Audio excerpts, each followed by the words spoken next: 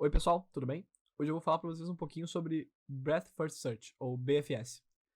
BFS junto com a DFS é um desses algoritmos fundamentais de travessia nos grafos, que é usado em vários outros algoritmos como um bloco de construção. Sendo um algoritmo de travessia nos grafos, então, o nosso objetivo é começar num nó e ir atravessando o grafo seguindo um certo algoritmo e tentar extrair alguma informação dessa travessia. No caso da BFS, a informação que a gente está normalmente tentando extrair é a distância entre dois nós num grafo que não tem peso nas arestas. O algoritmo de travessia da BFS, então, é bem simples. Ao contrário da DFS, em que a gente começa em um nó, vai andando por profundidade até chegar em um nó folha, ou chegar num ponto sem saída em que a gente já visitou todos os nós, na BFS a gente vai andando pelos nós como se fossem camadas. A gente começa na camada 0, e então a gente visita todos os nós que estão a 1 de distância desse nó, e depois todos os nós que estão a 2 de distância, e a 3 de distância, e assim por diante. A maneira que a gente consegue isso, então, é mantendo uma fila que nos diz qual é o próximo nó que a gente tem que visitar a cada momento. Então, a cada nó que a gente visita, a gente adiciona todos os vizinhos dele pro fim da fila. A gente também pode manter uma estrutura que guarde qual é a distância de cada nó pro nó que a gente começou. E, normalmente, a implementação desse algoritmo é feita iterativamente, diferente da DFS, que normalmente é feita recursivamente. Bom, então, qual que é a ideia da BFS, certo? Eu falei que a gente vai usar uma fila para manter, para saber qual é o próximo nó que a gente vai visitar, mas como é que a gente vai fazer isso exatamente? Bom, a gente quer visitar os nós em camadas. Então, eu quero visitar, partindo do 2, por exemplo, eu quero visitar todos os nós que estão a uma aresta de distância do 2, e depois todos que estão a 2 arestas de distância do 2, e depois a 3 e a 4 e assim por diante. Então, quando eu tô no 2, eu quero colocar na minha fila, que vão ser os próximos a ser visitados, todos os a 1 de distância, ou seja, todo mundo que é adjacente a mim. Então eu vou pôr na minha fila, por exemplo, o 4, o 3 e o 1, que são os nós que estão a 1 de distância do 2 aqui. Beleza. E eu vou passar pro próximo da minha fila, e vou marcar o 2 como um visitado, certo? Aí então eu vou passar pro próximo da minha fila, que é o 4 nesse caso, certo? Vou tirar ele da fila e vou visitar ele. Eu vou colocar na minha fila agora, no fim da minha fila, os nós adjacentes ao 2, ao 4, que são o 5 e o 6, por exemplo. Percebam que o 3 e o 1 vão ser processados antes do 5 e o 6. O 3 e o 1 ainda são nós que estão a 1 de distância do 2, enquanto o 5 e o 6 são nós que estão a 2 de distância do 2. Faz sentido que eles sejam processados depois. Então eu vou marcar como visitado, entrar no 3, fazer a mesma coisa com o 3, né? Colocar o 5 na fila de novo. O 5 na fila vai entrar 2 vezes aqui, mas isso não importa muito, vocês vão ver o porquê mais pra frente. Beleza, marcar o 3 como visitado, daí entrar no 1, marcar o 1 como visitado. O 1 não tem nenhum nó adjacente a ele, que não seja o 2, que já foi visitado, então ele não adiciona ninguém à fila, percebam isso. E a gente vai chegar no 5, marcar como visitado. O 5 também, mesma questão do 1 aqui, ele não tem ninguém. E pro 6, marcar como visitado. E agora, quando a gente for pro 5 de novo, a gente vai ver que ele também não tem ninguém para ser marcado, então não faz diferença nenhuma. Beleza, visitamos na ordem 2, 4, 3, 1, 5, 6, que é uma ordem que respeita as camadas aqui em volta do 2, né? Então eu fui para 4, depois para 3, depois para 1, depois para 5, depois para 6, que são todos os nós que estão a 1 de distância do 2, e depois todos os nós que estão a 2 de distância do 2. Certo? Certo, então para deixar bem claro aqui, eu vou montar com vocês um pseudocódigo aqui explicando o algoritmo. Então, é o seguinte.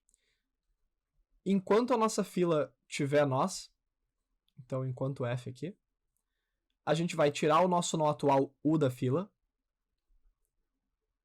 marcar U como visitado, e para todos os adjacentes de U,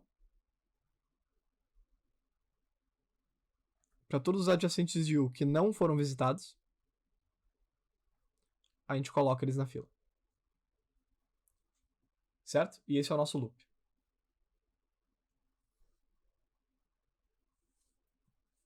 Beleza.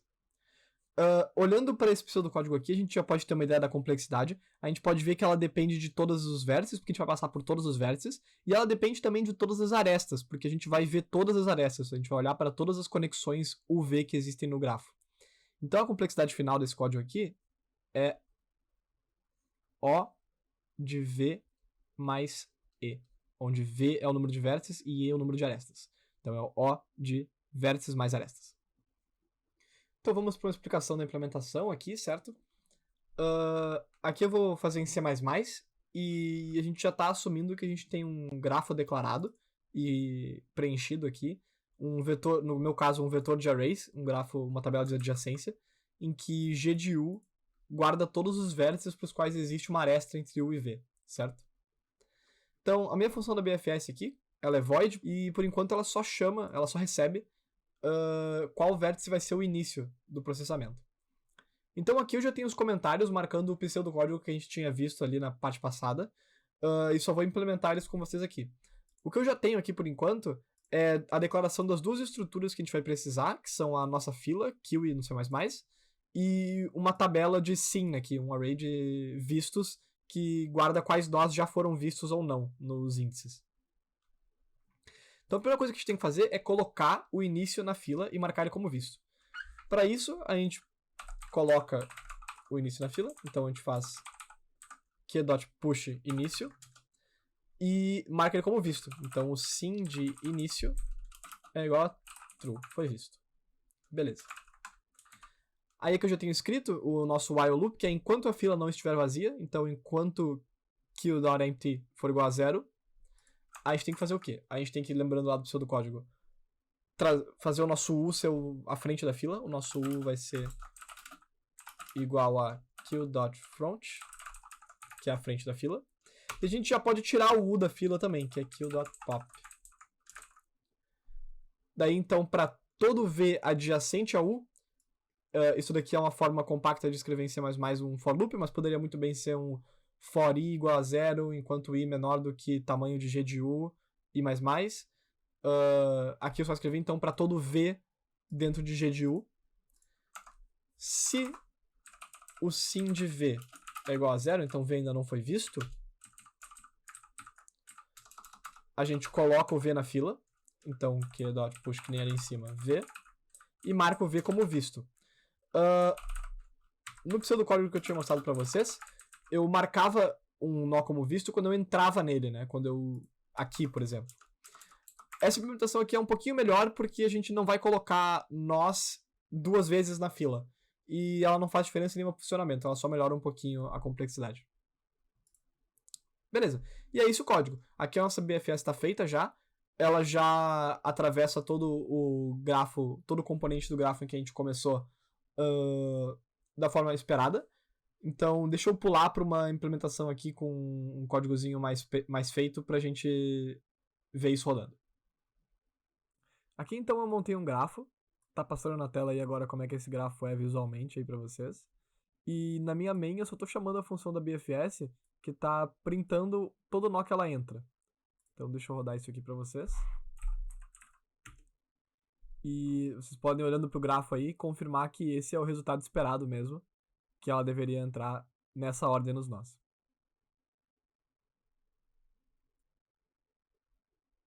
Outra coisa que eu esqueci de mencionar ali atrás, que é muito importante, é a seguinte. Se vocês estiverem fazendo uma BFS como uma função e estiverem declarando dentro dela a kill e o array de sim, é importante lembrar que esse array aqui declarado dentro da função não no escopo global, ele não é garantido que venha todo inicializado com 0. Então é sempre importante fazer esse comandinho aqui do memset para zerar todos os valores do array e então começar, né? Porque tu pode ter problemas se já tiverem valores aleatórios ali dentro do array de vistos. Uma outra coisa que a gente pode fazer é mudar o início do processamento. O último que vocês viram agora, a gente estava começando em 1, agora começando em 3, vocês podem analisar como a ordem de entrada dos nós muda.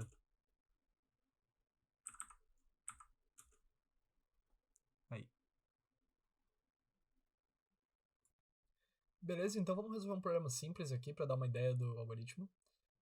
Se vocês quiserem ler o problema, vocês podem pausar e ler aí, mas a ideia é bem simples. A ideia é que a gente tem essa árvore que é enraizada no nó 1, e a Alice e o Bob vão jogar um jogo de pega-pega nela. A Alice vai sempre começar no nó 1, e o Bob vai começar no nó X, que é dado pelo problema. E aí a ideia é que a cada rodada do jogo, os dois podem escolher ou se mover para um nó adjacente, ou ficar parados no nó que estão. O jogo acaba quando a Alice encontra o Bob em uma aresta, em uma vértice, e o Bob quer maximizar o número de rodadas e a Alice quer minimizar o número de rodadas. O problema é encontrar por quantas rodadas o jogo vai durar. Então, pensando um pouquinho nesse problema, ele é bem simples. A estratégia ótima pro Bob sempre é subir uma certa quantidade de nós, pra ficar mais próximo da Alice. Pode ser 0 essa quantidade. E depois de encontrar esse nó até onde ele vai subir, descer pro vértice mais distante da subárvore daquele nó. Descer pro vértice mais profundo da subárvore daquele nó.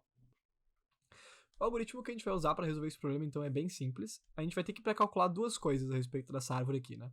A gente vai calcular a distância de todos os nós até a Alice.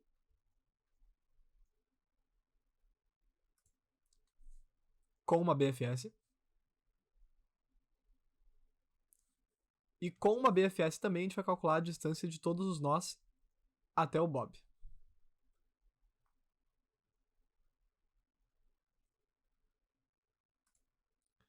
Outra coisa que a gente vai ter que calcular também é a altura de cada nó nessa árvore.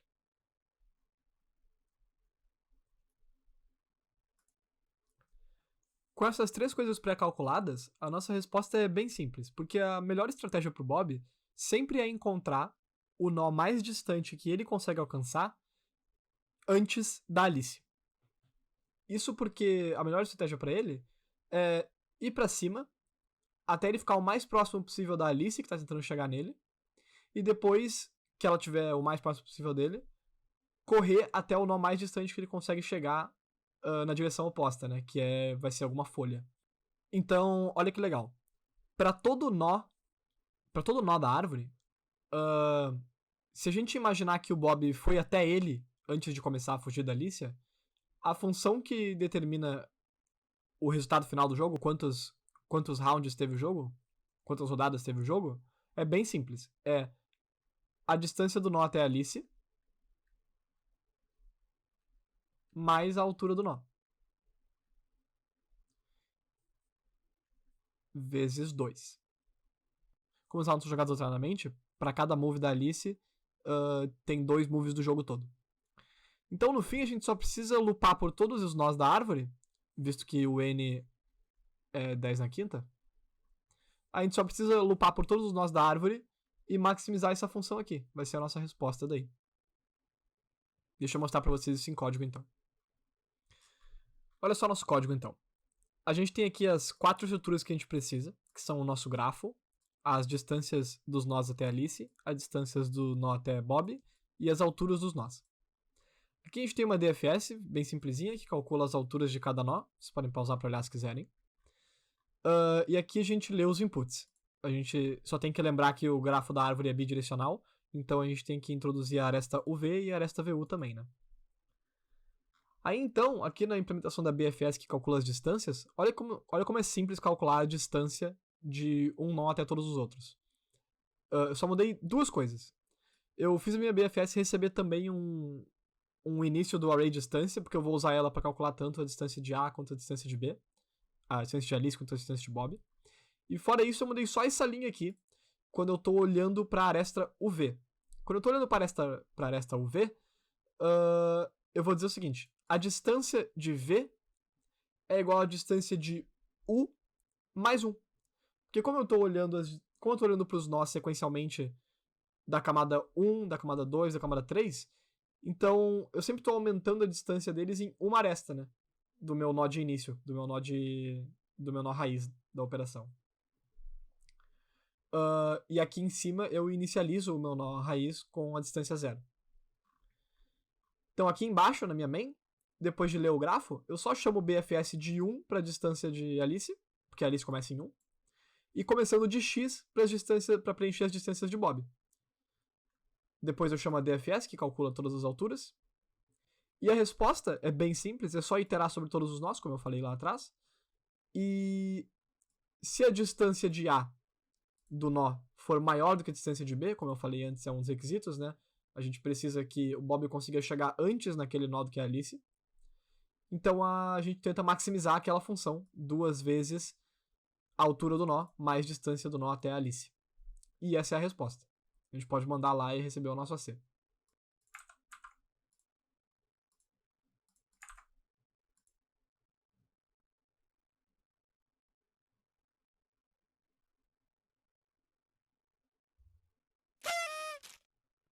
Deixa eu compartilhar com vocês também algumas informações bem importantes sobre o algoritmo que vocês vão achar úteis para resolver alguns problemas. Como a gente viu nesse problema agora que a gente fez, a gente pode processar uma distância, né, de um nó x para todo nó v, bem facilmente fazendo essa linha aqui. Certo? E salvando todas as distâncias num array de distâncias. Mas outra coisa que a gente pode fazer também é ter um array de pais, parent array, para salvar os caminhos que a nossa BFS fez até cada nó. Assim, no caso eu estou salvando que nó U colocou o nó V na fila. Parent de V é igual. Assim, com uma função recursiva bem facilzinha, eu posso reconstruir o caminho que eu fiz do meu nó root, meu nó início, até o nó V. Outra coisa importante de analisar é que essa operação aqui, ela funciona para o grafo como a gente implementou, mas o grafo muitas vezes pode ser implícito na BFS também, e a função de transição aqui pode não ser sempre um for loop passando pelas arestas do grafo. Uma coisa muito comum é fazer uma BFS em cima de uma grade n por n, em que daí a transição é passar para todas as células que estão em cima, embaixo, esquerda e direita. É bem fácil de implementar, mas é uma coisa para manter em mente. É aqui que tu mudaria isso, né? Aqui, então, uma implementação de como uma BFS em uma grid n por n funcionaria. Percebam que a minha queue é um par de int e eu estou recebendo, então, o IJ em que eu começo, né? Mas, de fora isso, vocês vão ver que são todas as mesmas operações. Eu só estou passando como um nó uma célula, que depende de um I e um J, em vez de só um número, em vez de só um ID de vértice. Mas todas as operações são as mesmas. E aqui, nas minhas transições, em vez de fazer um for loop, eu estou literalmente brutando todas as 4 direções que eu posso seguir, né? I-1, J-1, I+1, J+1.